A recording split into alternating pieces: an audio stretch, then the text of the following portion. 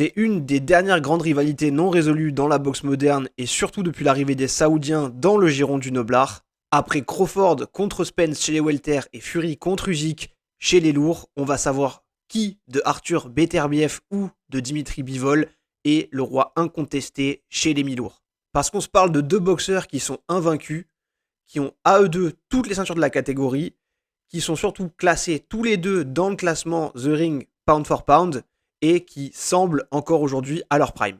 Et vu qu'il faut se résoudre à potentiellement jamais avoir Canelo Alvarez contre David Benavidez, on peut se dire que c'est le tout dernier combat générationnel qui reste à faire aujourd'hui, qui coche en tout cas tous ces paramètres. Alors en termes de magnitude, c'est un combat qui va forcément être classé dans la catégorie des affiches pour les puristes, et c'est d'ailleurs pour ça qu'il a mis autant de temps à être monté et qu'il a eu besoin de l'argent des Saoudiens pour le faire, et pourtant c'est une des meilleures oppositions que la boxe actuelle a à offrir. Ça va se passer le 12 octobre, même si le combat était initialement prévu pour le 1er juin et qu'il a été décalé à cause d'une blessure de Beterbiev, et c'est ce choc qu'on va analyser dans cette vidéo. Bienvenue sur Antenne Box, installez-vous confortablement, on est parti.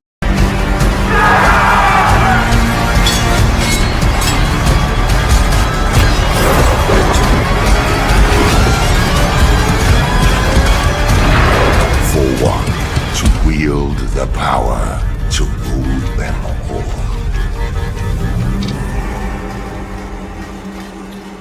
Si ce combat est aussi attendu, c'est parce que c'est d'abord une vraie opposition de style. On a d'un côté Arthur Beterbiev, un destructeur méthodique et brutal, contre un technicien, Dimitri Bivol, dans la plus pure tradition du style soviétique, avec une maîtrise du débit, du tempo, des déplacements.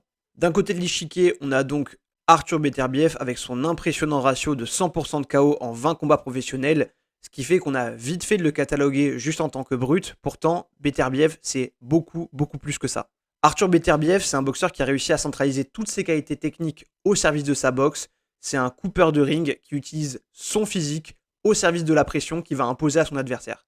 Il sait constamment maintenir ses adversaires en état d'alerte et surtout contrer froidement la moindre de leurs erreurs grâce à une droite ou un crochet du gauche dévastateur.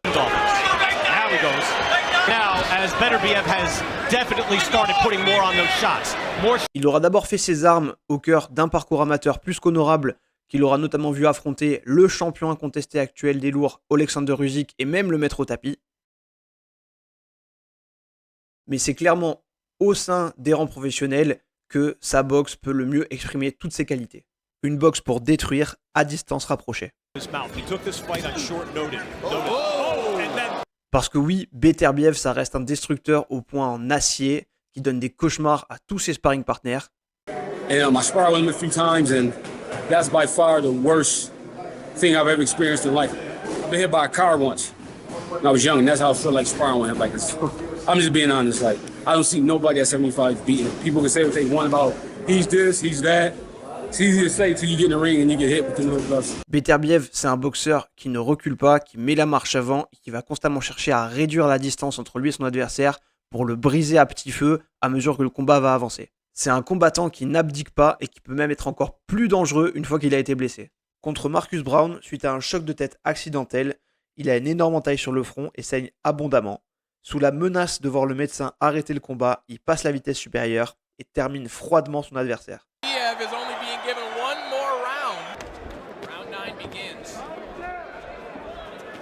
Again, to Marcus Brown's credit, he's hurt, but he's trying to make adjustments.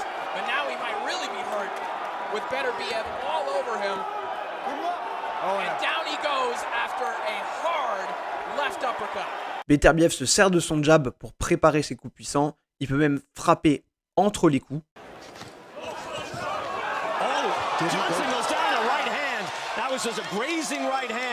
Il n'hésite pas à avancer sur les coups pour provoquer sa chance et peut même attendre pour contrer. Je l'ai dit, avec Beterbiev, la moindre erreur est punie.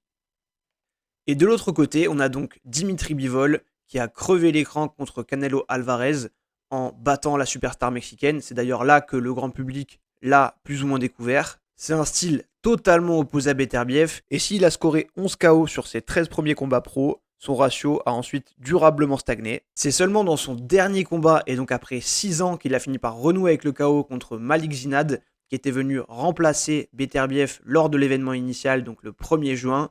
mais qui semblait bien en dessous de son niveau.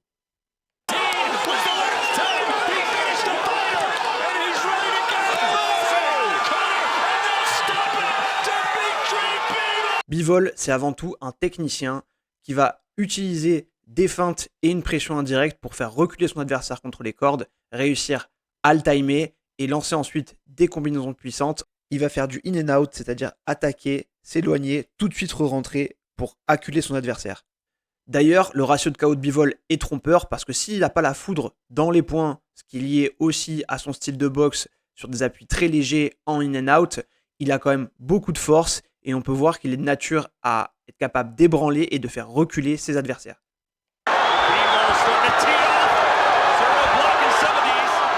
Un des autres points forts de Bivol, c'est bien sûr sa défense, où il va utiliser souvent des mouvements latéraux pour empêcher ses adversaires de s'installer.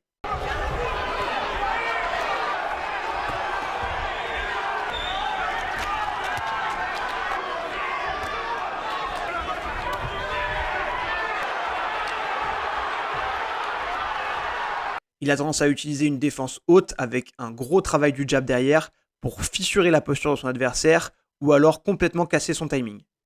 Il a aussi souvent tendance à baisser son bras avant pour venir provoquer et piquer son adversaire et l'inciter à la faute.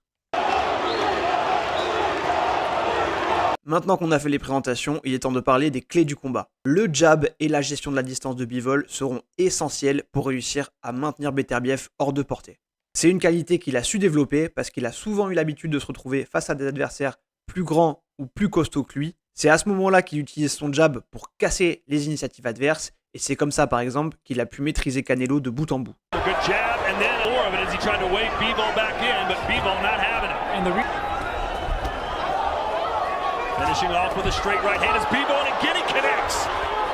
Au-delà de ça, Bivol est un des meilleurs boxeurs du circuit défensivement et les chiffres parlent pour lui. Il a une moyenne de 6 coups pris par round, ce qui en fait le deuxième plus bas de tout le circuit. 4 power punch encaissés en moyenne par round, ce qui est le troisième total le plus bas de tout le circuit.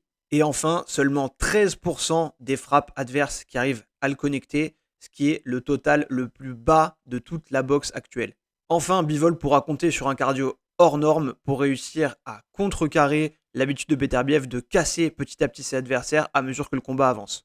Là où Bivol devrait être très vigilant, c'est surtout dans le fait de ne pas se surengager dans ses séries, parce qu'on a pu voir que Beterbiev aimait aussi frapper entre les séquences, qu'il n'hésitait pas à aller au charbon pour pouvoir contrer son adversaire. Donc ce sera un point à surveiller de très près pour Bivol. With a guy like Beterbiev. Serves the fans, serves the viewers. It's entertaining with the action we're seeing here, but can he sustain it? Trading punches. Look at this.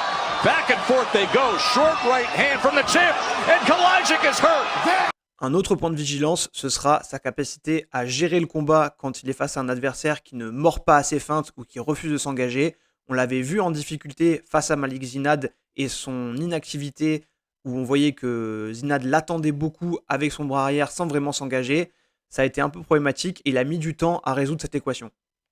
Pour la première fois, on avait pu voir un Bivol un peu hésitant et une des qualités de Beterbiev, c'est justement de ne pas se surengager, d'être méthodique, appliqué et d'avancer petit à petit dans le combat.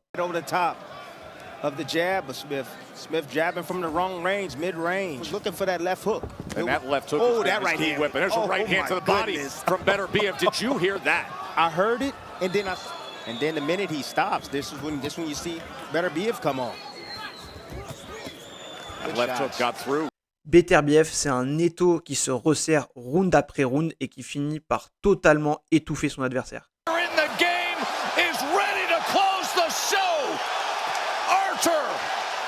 In front of these fans, mauling at short distance, and Smith just crumbles.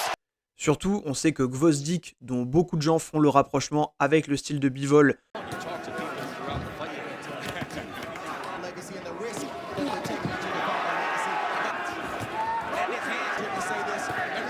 avait fini petit à petit par craquer et on se rend compte que la vraie force de Beterbiev, c'est d'arriver à faire passer les minutes pour des heures quand on est sur un ring avec lui.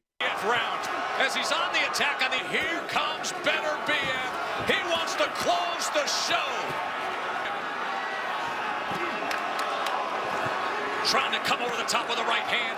That's it. It's over. Artur Beterbiev. Bivol devra réussir à complètement casser le rythme de Beterbiev, à le mettre sur un espèce de reset permanent pour l'empêcher de s'installer. Le problème, c'est que Beterbiev ne recule pas s'il ne respecte pas la puissance, et même quand il la respecte, il a tendance à quand même maintenir la marche avant. Careful. Yeah, just made the mistake there. Leading to from Beterbiev. What a round this has been. Beterbiev pouring it on. Il pourrait bien ne pas lâcher jusqu'à réussir à trouver le contre. From the wrong position or wrong distance at mid-range. Look at this on the inside here in round 2. Big exchange. Oh! Bivol va donc devoir utiliser ses déplacements. C'est là que peut-être le travail de Beterbiev au corps sera déterminant. À Bivol aussi d'être inventif en utilisant pourquoi pas son explosivité par-dessus le jab de Beterbiev. C'est des coups qui ont eu tendance à marcher dans le passé contre certains de ses adversaires. Mais en un mot, ce qui sera vital pour Bivol s'il veut s'en sortir, c'est de ne pas laisser Artur Beterbiev réduire la distance. Après, forcément, il y a des questions sans réponse, il y a des équations qu'il faudra résoudre, et elles existent d'un côté comme de l'autre. Du côté de Beterbiev, on se demande si l'âge qui avance et ses 39 ans seront un facteur, si les blessures qui ont aussi émaillé sa carrière et qui l'ont d'ailleurs empêché de tenir le combat à la date qui était initialement prévue auront des conséquences.